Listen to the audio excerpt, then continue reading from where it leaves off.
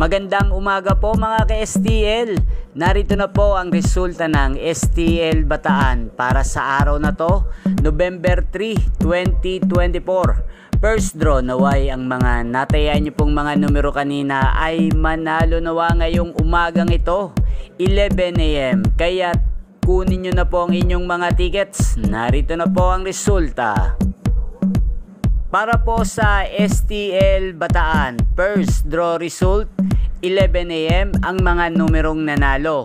11 at 32 in exact order sa lahat po ng tumaya kanina. Para sa first draw ng 11 at 32, congrats po sa inyo. Panalo po kayo. Shoutout po natin si Miss Cherry Umaga.